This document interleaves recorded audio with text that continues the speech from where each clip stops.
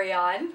Prometheus. We're book zealots. We have a tag. Thank you. Reading Ideas. He tagged us. And the creator is Gavin at Genre Books 23. There are a lot of French prompts. I will try to pronounce some of them. I will probably butcher them, but I will attempt. It's the best I can do. Okay, Le Grand Depart. A memorable preface, intro, or opening line. I don't know. Reading Ideas took the best one. I'm going with the Eye of the World prologue. I don't know if that counts as an intro, but I'm going to go with it counts as an intro because that convinced me to read over 160 pages. No? Yeah, it was 1,600 pages trying to find a good... 2 books. Yeah, 2 books, 800 pages each, trying to find that one thing. So it was a great intro. Prologue, whatever, prologue, whatever. It's almost like the bait on the hook. I know. That's why I'm still salty. Yeah, I don't blame you for being salty. But that was a great prologue. I don't know. Number 2. Maillot Vert. A book under 150 pages. Go for You it. first. That has 2. All right, this one is a little over, so it might be considered cheating. I don't care. It's worth the read. Fahrenheit 451 by Ray Bradbury. The very beginning is very dystopian and a little hard to get into. It's worth pushing through. Like I said, slightly over 150 pages. The Rights of Man by Thomas Paine was written in 2 parts. So each part is less than 100 pages. Part 1 is 94 pages. Part 2 was 99. Less than 150 pages. A Vindication of the Rights of Woman by Mary Wollstonecraft. No, I haven't read it yet. I should. I don't know what I've been doing with my time. George Washington's Rules of Civility. I have multiple copies of this. I have read this. Common Sense by Thomas Paine. Highly recommend it. Can you tell? And A Christmas Carol by Charles Dickens. Your turn. All right. I have one that is under and one that is slightly over. over. On Tyranny, 20 Lessons from the 20th Century by Timothy Snyder. Decent book. That being said, though, I do think he falls into the hammer and nail problem. What do you mean? So he studies political philosophy, specifically about fascism in World War II. Okay. And how it arose and fell. I think that somewhat taints his modern interpretations of politics to see fascism where there really isn't. Oh, interesting. Okay, so... I think because he spent so much time looking at it, he can now only see things through that lens, or will not look through another lens, so it's a little Interesting. And then the other one is by George Jameson Young, Fuel Cells. It's 2 pages over. I can't. Have you read that one? No, I have not. I snuck a peek. There's lots of math. I do not understand Gibbs free energy. Not whatever the heck's going on here. Yeah, brain hurts already. King of the Mountain, a book you persevered with and are glad that you did. This one was challenging. What do you got? Oh. Our Mutual Friend by Charles Dickens. Because there was a part where I was slogging and I was going to DNF it. My buddy Reed failed me. She dropped out. And Prometheus encouraged me, thank you, to keep going. Actually, you were the one, you said go on the audio and see if that'll help you push through. So I followed along and it did help. And I remember doing that in elementary school. Anyway, so this ended up being a 5-star that year and one of my absolute favorites. And I had to get a brand new edition because the copy that I had was a cheapie from the library and completely falling apart. It was disintegrating, honestly. And I donated it when I was done and then had to buy a new me a copy. Yeah. So thank you. I don't know if this counts, but sort of, because it was just a tough-ish read. So you definitely persevered through it, but you wouldn't say it's a favorite? Oh, it's definitely a favorite. Oh, okay. Mr. Mao, The Unknown Story of Mao by Young Cheng and John Halliday. I always want to say Holiday. It is a very dense book. Watching a dude fail upwards is hilarious and terrifying simultaneously, especially when you realize he went from mountain bandit with a sword to regional power with an atom bomb. But he had his business in the world business. And I'm not like talking workforce business. I'm talking other nations' politics and wars. 6-Day War. He was in everybody's business. Dude got around. What page did I stop on? This is not bedtime story reading, which is what I would do. 206, I think, if I'm... So chapter 20, okay. I'm only chapter 20. Or was it... I don't think that's it. Oh, is that a bookmark? What is this? Is that a note? Yeah. Yeah, it's a note. Wait, it's about his wife. She allowed Mao to disrespect her. Oh yeah, it was a note. Okay. I would read this before going to bed, and then Prometheus would come in and check on me, usually to talk to me. Oh, I read so much. This is what I read. This, and this, and this. Let's see, how many pages is that? 4 pages. But it felt like 30. Yes. That's crazy. Because it does feel like you read a book a page. Yeah. It is a book a page. Yeah. 4, Maillot Jaune, a book where yellow is prominent. Okay. That's as prominent as you can get, I guess. Woo! Shiny. Shiny. Electricity for Technicians, 2nd edition by Abraham Marcus and Charles M. Thompson. Very nice edition. Nice and simple. 3-phase, single phase, transformers, all that good stuff. I don't know if it has conversions to the weird particle physics stuff. No, it doesn't, thank God. I can't stand stat volts. Do you know what he's talking about? Me either. A lot of my yellow books are actually Christian, but I do have yellow bindings, if you don't know the words. The Making of Asian America and The Princes of Ireland by Edward Rutherford. That's about as yellow as I get. I had gold. They're not really yellow. Number 5, a book you were late to. Oh my goodness gracious, so many. Go ahead. Basically all of them, because I'm going to say I was late to this one. What is it? Trying to find the publication date again. Oh, you're doing...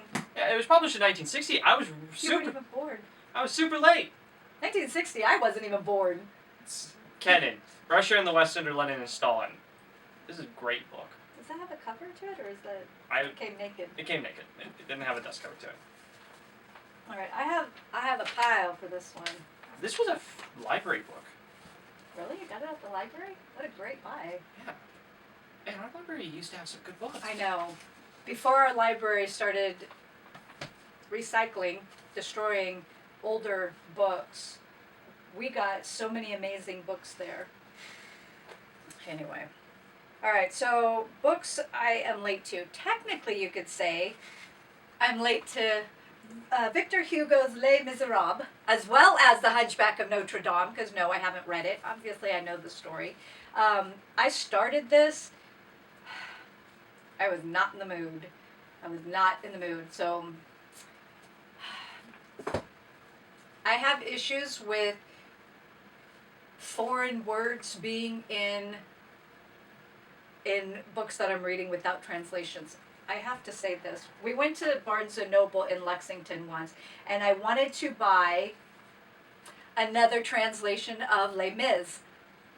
And I asked the gentleman at the information desk who the translator is. So he looked it up. He couldn't find anything. And then he tells me, the book hasn't been translated. There isn't a translator.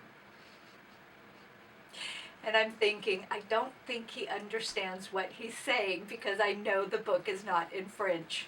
You mean English? No, it was originally written in French. He said it wasn't translated. Okay, yeah, and the book is not in French, so... And so it was wrapped up in that cellophane stuff, so I couldn't open the book and see who the translator is, which is... I should have just sliced it open and looked, but I don't approve of things like that. Crime and Punishment by Fyodor Dostoevsky. Have not read this. Haven't even attempted to read it.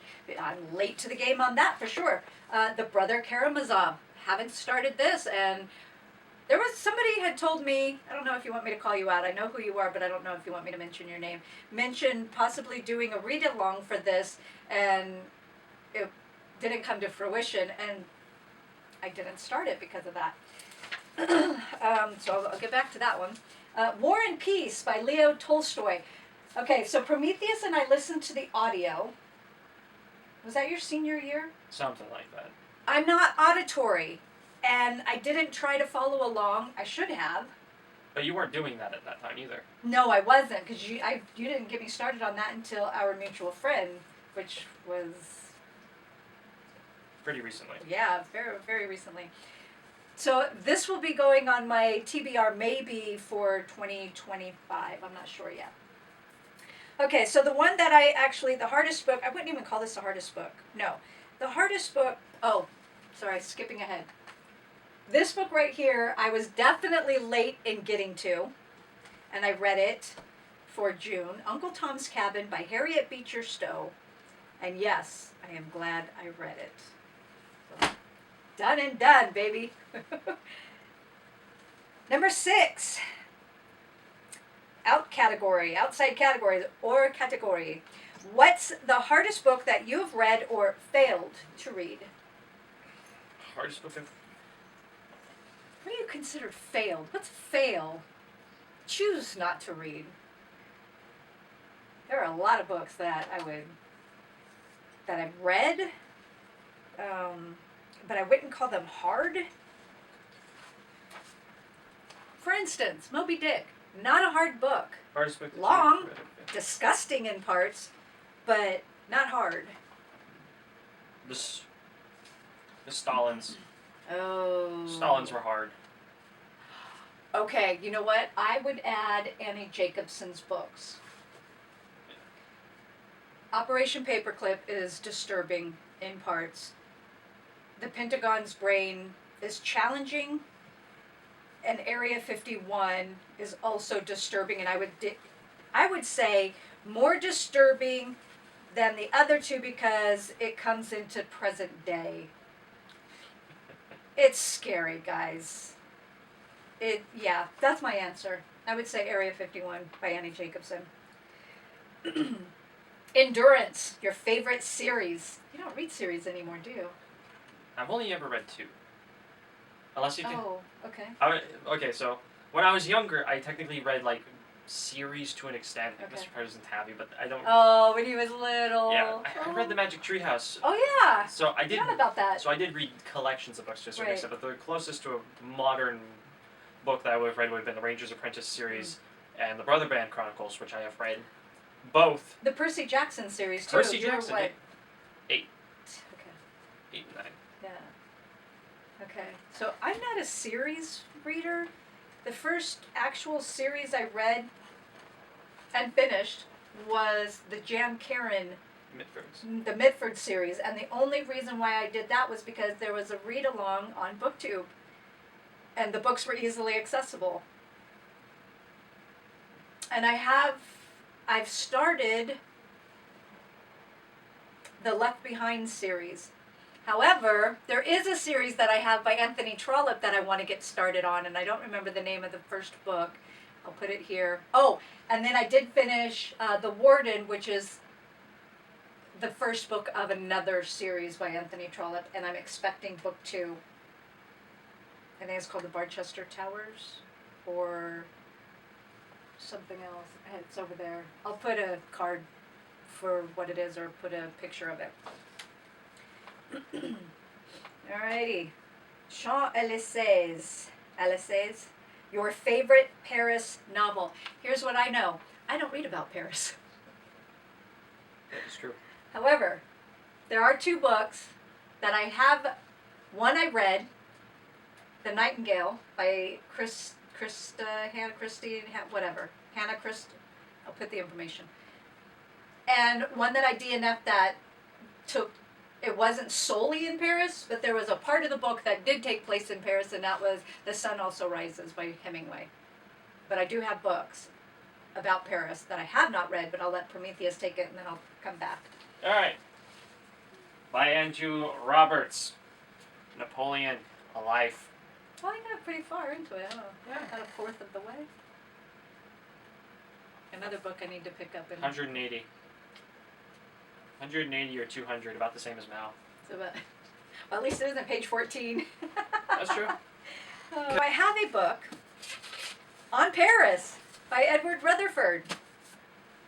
It's a mammoth book. It's 805 pages. So I should probably save this for March of the Mammoths. And Suis Francais, which I